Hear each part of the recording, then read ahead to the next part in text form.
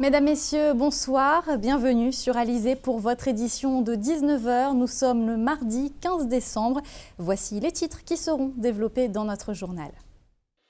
Les commerçants de Pointe-à-Pitre sont invités à se garer à Bergevin pour laisser les places disponibles à la clientèle. À 10 jours de Noël, les cadeaux high-tech occuperont une bonne place sous les sapins.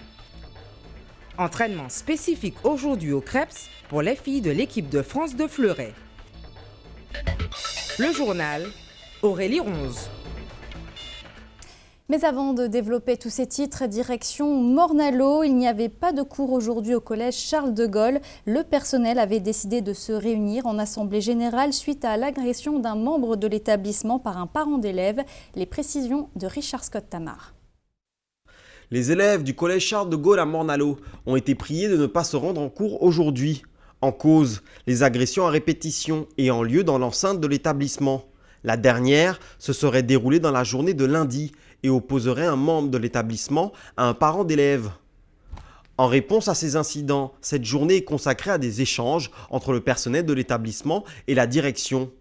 Malgré nos sollicitations, la principale du collège et le corps enseignant ne souhaitent pas s'exprimer sur les événements. L'établissement a prévu de réouvrir ses portes dès mercredi matin. Éducation toujours avec l'annonce de la répartition académique des créations de postes d'enseignants pour la rentrée 2016, des créations de postes qui ne concernent pas l'Académie de Guadeloupe. Elle en perdrait même 35 dans le second degré, des suppressions qui évidemment ne satisfont pas les syndicats enseignants, notamment Eddy Ségur, secrétaire général de la FSU Guadeloupe. Il est interrogé par Richard Scott-Tamar. Donc résultat des courses, on se retrouve donc sous-doté.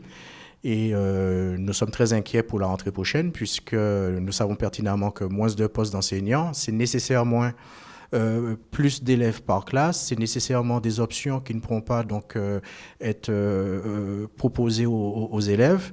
Et puis surtout, ce que nous craignons, c'est que la politique enclenchée avec la réforme des collèges ne pourra pas se faire à moyens inconstants et décroissants chez nous. Et donc, nous sommes très inquiets par rapport à ça. Dès jeudi, la FSU donc, a déjà pris l'initiative de rencontrer l'ensemble des organisations syndicales, c'est-à-dire le SEUNSA, le SPEG, FO, et nous allons regarder effectivement comment nous organiser, comment mobiliser les troupes pour que le recteur puisse retourner donc, vers la ministre pour que nous puissions obtenir des moyens supplémentaires. La ministre a annoncé déjà qu'elle avait une réserve. Et donc, pour nous, il est inconcevable que nous restions avec une dotation de 35 postes en moins. Pour information, il faut savoir que l'an dernier, il y a eu 39 suppressions de postes. Et dans la foulée, en septembre, le recteur a été obligé de créer 77 postes provisoires. Et donc, créer comme ça la grande précarité dans le second degré, nous ne pouvons pas accepter que les choses se refassent à nouveau cette année. Une affaire donc à suivre. À Pointe-à-Pitre, il sera désormais plus facile de se garer dans le centre-ville pour faire son shopping. La ville et l'Union des commerçants demandent aux gérants de boutiques de privilégier le parking de Bergevin pour se garer et laisser ainsi les places disponibles pour la clientèle. Une mesure assez bien accueillie par les commerçants, même si l'insécurité est pointée du doigt. Le reportage de Karine Gielman. Soit trop petite, soit déjà prise, soit on se gare au milieu de la route, soit on paye. Se garer à Pointe-à-Pitre, un vrai parcours du combattant. Dès 7h30, j'étais là. Garé, attendre que les magasins s'ouvrent, faire mes achats et après je rentre. Le problème qui se pose, comme je suis dans les premiers secours, je suis un sapeur-pompier, c'est extrêmement difficile de rentrer avec un camion de premiers secours pour éteindre un feu. La mairie, sur une idée de l'Union des commerçants de Pointe-à-Pitre, a mis à disposition près de 700 places, dont le parking de Bergevin. Or, jusqu'à maintenant, il n'y a qu'une quarantaine de commerçants qui suivent l'initiative qu'on a mise en place. On a fait l'effort, on s'est battu pour vous, alors allez-y, ça permettra au développement du commerce à Pointe-à-Pitre et ça permettra également aux clients de revenir. Les commerçants sont contents de l'initiative, mais craignent pour leur sécurité. Ça fait des années qu'on se battait pour l'avoir. Aujourd'hui, on l'a, effectivement. Mais seulement, il y a un autre problème, c'est qu'il n'y a pas de sécurité pour que les gens puissent aller récupérer leur voiture sur le parking, surtout le soir, avec tous les problèmes qui se passent à Pointe-à-Pitre aujourd'hui. Ce parking en place depuis plusieurs mois rencontre déjà l'adhésion des riverains.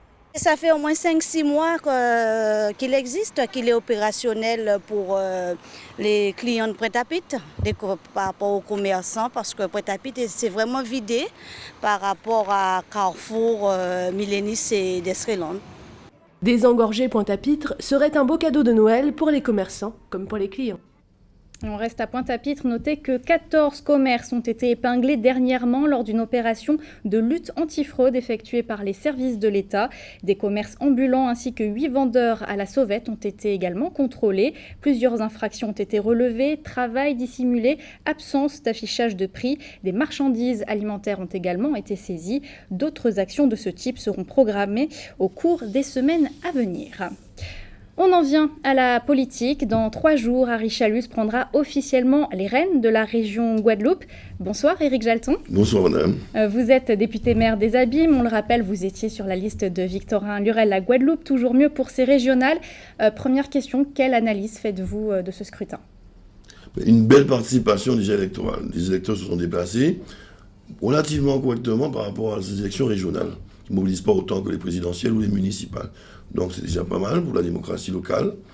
Maintenant, concernant le résultat lui-même, je pense que la victoire de la liste conduite par Harry Chalus est relativement nette au deuxième tour. Vous attendiez ce tel écart de voix ? Oui, par rapport au résultat du premier tour, on s'attendait à... Les électeurs généralement volent au secours de la victoire, avec quelques ralliements aussi de Bernier, même si c'est un peu plus ou moins... pas très clairement, et de Mme Mélina Soumou, il fallait s'attendre un peu à ce score. C'est 47, 30, 42, 57, 42. 57, 42. Alors, est-ce que vous comptez prendre des initiatives maintenant ? Des initiatives pour simplement mettre en place la présidence. Et... Par rapport à la frappe, par exemple ? Ah, la frappe, bon. Le résultat aux Abîmes comme en Guadeloupe, mais d'ailleurs, il y a un bon nombre de localités qui supportaient, dont le maire supportait le président sortant, et nous sommes fiers de l'avoir fait. Il a beaucoup aidé la vie des Abîmes à plusieurs reprises. Depuis 2012, il s'est engagé sur le contrat de développement durable territorial, donc on ne pouvait pas faire autrement que d'aider Victorin Lurel pour ce combat. Nous avons subi évidemment l'effet Chalus, qui avait une popularité déjà très distinguée dans les sondages, qui a fait preuve d'un peu de populisme, il faut le dire, promettant un peu de tout, de changer l'avenir, sinon la vie de tous les Guadeloupéens en souffrance. Donc ça a joué, et beaucoup de gens attendent cela.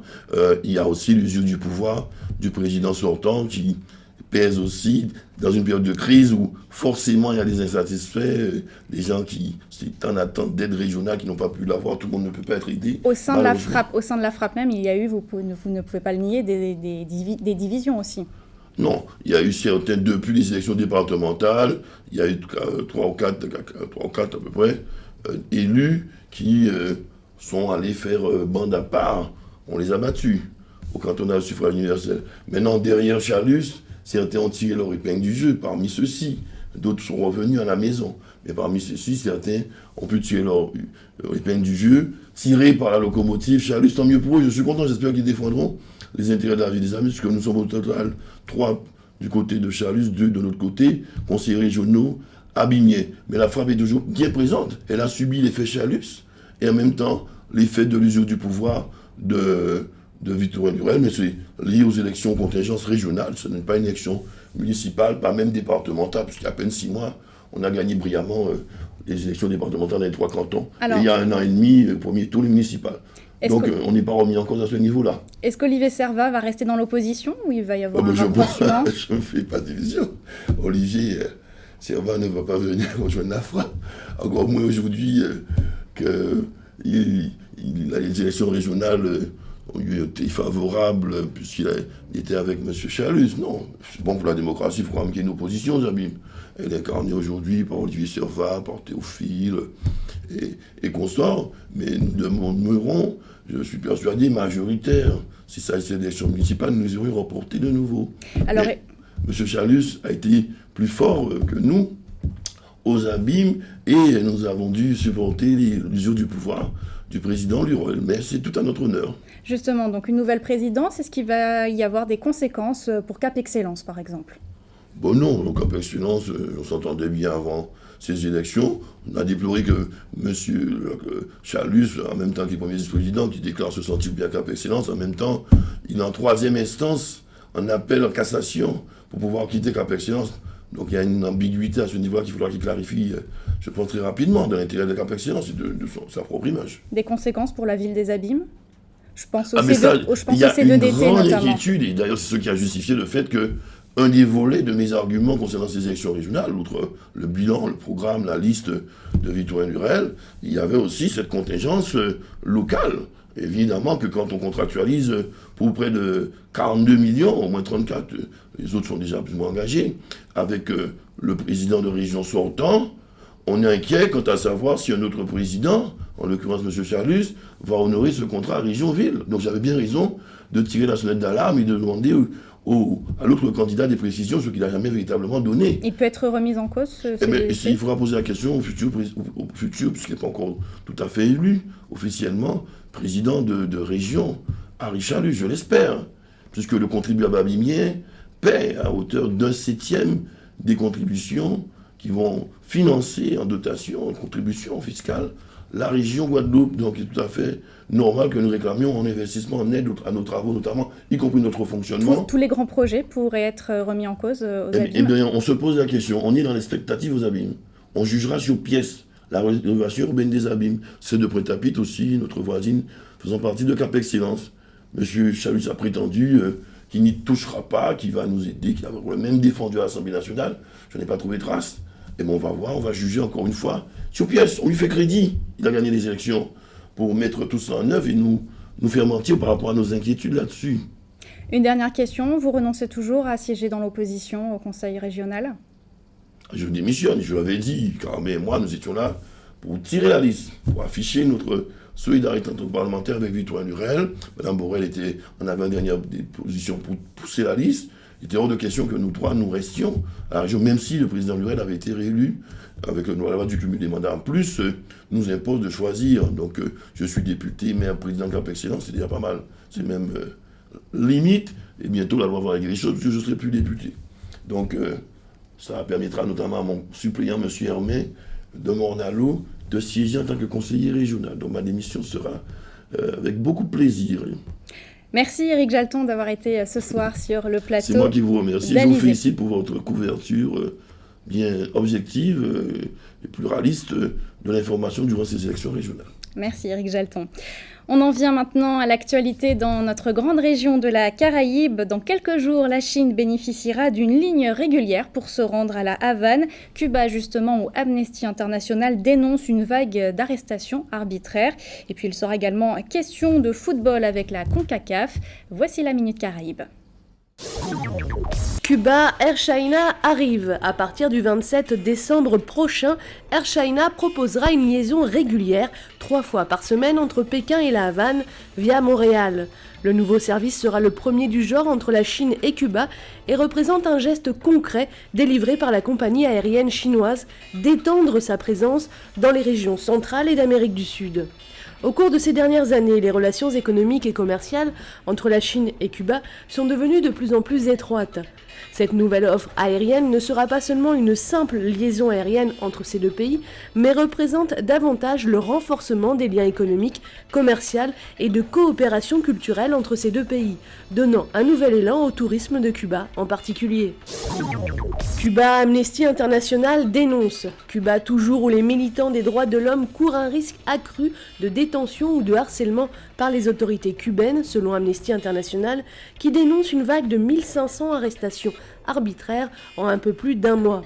Mercredi dernier, la police de la capitale a décidé de restreindre le mouvement des membres des Dames en Blanc alors qu'elle préparait les manifestations du lendemain. En novembre 2015, au moins 1477 arrestations politiques ont été recensées, soit le total mensuel le plus élevé depuis de nombreuses années selon la Commission cubaine pour les droits de l'homme et la réconciliation nationale. Les Dames en Blanc et leurs partisans ont organisé des marches régulières dans la capitale cubaine pendant plus de 30 semaines consécutives pour appeler à la libération des prisonniers politiques et à la protection des droits humains à Cuba. Ces manifestations pacifiques ont été interdites mercredi dernier avec un motif arbitraire et une forte pression sur l'organisation. L'Union patriotique pro-démocratie de Cuba a également signalé des détentions de masse de ses membres à travers le pays ces derniers mois. Dans le but de limiter les manifestations, les militants arrêtés sont conduits dans des régions éloignées où ils sont détenus jusqu'à 30 heures. Les militants cubains des droits de l'homme informent que cette année a été marquée non seulement par un nombre élevé d'arrestations, mais aussi par l'augmentation de la violence des autorités de l'État envers les dissidents et les militants politiques pacifiques. Île Caïman, CONCACAF, alors que le tiers de ses présidents a été limogé en un peu plus de 3 ans en raison de présomption de corruption, la CONCACAF a renoncé à l'idée de nommer un chef de file à sa tête. La Confédération panaméricaine de football a annoncé la mise en place de mesures de gouvernance interne jusqu'à la tenue de son congrès prévu l'année prochaine. La CONCACAF a déclaré que le comité a voté à l'unanimité son refus de nommer un successeur suite à l'arrestation d'Alfredo Aouit à Zurich jeudi dernier, le dernier président régional à être poursuivi pour corruption internationale dans le scandale de la FIFA. Alfredo Aouit avait remplacé Jeffrey Webb cette année en tant que président de la CONCACAF après qu'il eût été arrêté à Zurich. Jeffrey Webb, qui plaide coupable pour ses infractions pour racket et s'est démêlé avec les affaires de corruption en cours, avait remplacé Jack Warner. Ce dernier a été évincé de son poste à la suite d'allégations de corruption interne à la FIFA. Jack Warner a depuis été mis en examen dans la même enquête. Il est à Trinidad où une demande d'extradition a été diligentée à son encontre. Retour en Guadeloupe, J-10 avant Noël, encore quelques jours donc pour commander les cadeaux au Père Noël que l'on retrouvera sous le sapin. Cette année encore, les cadeaux seront plus que jamais connectés et high-tech, que ce soit pour les plus grands ou bien pour les plus petits. Le reportage d'Anne-Elisabeth Artsen. S'il y a bien une tendance qui ne faiblit pas en cette période de Noël, c'est bien le numérique. Cette année encore, sous le sapin, nos bambins retrouveront des jouets high-tech. Les enseignes spécialisées constatent d'ailleurs que les clients profitent notamment de cette période propice à l'achat. La nouvelle technologie ne peut pas être en perte aujourd'hui par rapport à l'année dernière, puisqu'il y a toujours une nouvelle technologie, comme son nom l'indique. C'est ce qui permet aujourd'hui de pouvoir grossir les ventes, de pouvoir améliorer le quotidien de chacun. On entend parler de domotique aujourd'hui, on entend parler de tablettes numériques de plus en plus rapides, et ça permet essentiellement à améliorer le quotidien de chacun, tout simplement. Ce qui est intéressant également, c'est de voir à quel point la jeunesse d'aujourd'hui est de plus en plus jeune, s'adapte à la nouvelle technologie et en fait, c'est parfaitement l'utiliser et aujourd'hui, on s'aperçoit qu'un jeune de 3-4 ans peut utiliser quelque chose des fois bien mieux que ses propres parents. Et c'est eux, la nouvelle génération, qui nous emmènent à pouvoir utiliser de la nouvelle technologie. Même constat dans cette enseigne spécialisée en jouets où les ventes de jouets numériques explosent. Au niveau des tablettes, il y a pas mal de ventes parce que les enfants, ils sont à l'image des parents, comme si un outil d'actualité. Donc les enfants aiment beaucoup tout ce qui est tablette, tout ce qui est jeux électroniques et même comparativement aux ordinateurs qui sont en perte de vitesse, vraiment les tablettes sont en train de faire un boom. L'avantage de ces produits-là, mis à part leur nouveauté, c'est-à-dire qu'ils ont un côté éducatif. Donc les parents sont beaucoup axés maintenant sur l'éducatif. Donc la tablette et l'éducatif en même temps, donc ça fait un bon compromis. Les tablettes numériques, les montres connectées ou autres drones ont donc toujours la cote. La nouvelle technologie demeure l'un des produits phares en cette fin d'année qui plaît toujours autant aux enfants, familiarisés avec ces outils dès le plus jeune âge et qui séduit également les grands enfants à 10 jours de Noël. Et voilà, chers parents, vous savez donc ce qu'il vous reste à faire. On va rester dans l'esprit de Noël. Depuis hier, l'Office du tourisme de Petit-Bourg a pris des airs de fête en proposant l'opération Chemin Noël à Cazes. L'esprit de Noël dans notre région est plus que jamais représenté, comme l'a constaté Patrick Curie. Toute cette semaine, l'Office de tourisme de Petit-Bourg organise Chemin Noël à Cazes, une manifestation qui a pour but de mettre en valeur les traditions de Noël en temps longtemps. Chemin Noël à Cazes, c'est tout simplement un constat que la société d'aujourd'hui, comme elle est en crise un peu partout mondialement, je pense que lorsqu'on ne se sent pas bien, on a envie de se recentrer dans ce qui nous appartient, en l'occurrence, pour le cas présent, le patrimoine. Noël, chez nous, c'est quand même une vivance bien créole. Et il était important pour nous, en tant qu'office, de souligner cet état de fait. Depuis quelques années, on a remarqué... on va dire, ça fait 10-15 ans, les chantés Noël, on le vend en poupe. Et c'est vrai que Chemin Noël à Cazes, c'est ramener Pas seulement le tourisme, mais surtout nous, Guadeloupéens, visiteurs, à ce que nous sommes vraiment intérieurement. Voilà. Donc comme un cheminement dans la conscience pour revenir à nos valeurs, puisqu'elles s'étiolent. Et on en a besoin justement pour revenir à son essence première. La gastronomie et notamment les produits du terroir seront mis en avant. Au niveau de la gastronomie, puisqu'on sait très bien que Noël chez nous, c'est le cochon qu'on va tuer, c'est le repas familial autour du riz, pois, d'ibois et viande cochon, c'est toute la fabrication des punch qui se macèrent depuis des mois à l'avance avec bien sûr les oranges gospel, les mandarines, anisette, anis rose, anis et le fameux sirop rosé que tout le monde attend pour Noël. Tout le mois de décembre, différentes manifestations, chantées et marchés de Noël sont organisées dans toutes les sections de la ville. On passe au sport. L'équipe de France de fleuret s'entraîne dans notre département depuis vendredi dernier en vue des Jeux Olympiques de Rio l'année prochaine. Les filles de l'équipe ont notamment le droit à un entraînement spécifique au CREPS. Gainage, renforcement musculaire était au programme ce matin. Le reportage d'Éric Pommier. 4e jour d'entraînement pour toute l'équipe de France d'escrime. Parmi les athlètes, les femmes sont présentes, dont 2 Guadeloupéennes, Anita Blaz, vice-championne du monde et d'Europe, et Isaura Tibus, 3e au championnat du monde en 2015 à Moscou. Leur programme, 1h30 à 2 heures de préparation intensive, une étape indispensable à 6 mois des Jeux Olympiques à Rio. Oui, c'est nécessaire parce qu'il faut un peu de musculature pour y arriver, parce qu'avant on n'en faisait pas, et maintenant on en fait, et on voit beaucoup le changement. Et ça nous permet aussi d'être moins blessés et c'est très efficace, c'est très bien. Oui, les Jeux Olympiques, c'est un événement qui se passe tous les 4 ans. Donc on n'a pas vraiment le choix, on doit vraiment être prêt. C'est le Graal de tout sportif, le rendez-vous. Donc non, il ne faut pas se rater, il faut être bien préparé. Dans cette salle de musculation, la sueur n'a pas de sexe. Tous les athlètes sont logés à la même enseigne. Quoique pour les filles du groupe, Folier Diarra du pôle préparation physique a fait du sur-mesure. Entraînement spécifique filles, il y a un entraînement spécifique garçons. Et ensuite, il y a aussi un entraînement spécifique en fonction des qualités physiques intrinsèques de chaque athlète. L'année a été intensive, l'entraîneur national joue tout de même la prudence et donc pas de surentraînement pour éviter les bobos. Il assure que le mental de l'équipe est au beau fixe à l'approche de l'événement olympique. Les résultats qui ont été faits depuis le début de saison sont plutôt bons. Ils nous indiquent qu'on est sur la bonne voie. Les garçons ont assuré leur qualification pour les Jeux Olympiques par équipe en gagnant la première épreuve et en terminant 2e à Tokyo. Donc ça nous assure une place au jeu. Les filles ont également marqué beaucoup de points. Isaura Tibus s'est imposée dès la première épreuve de Coupe du Monde à Cancun.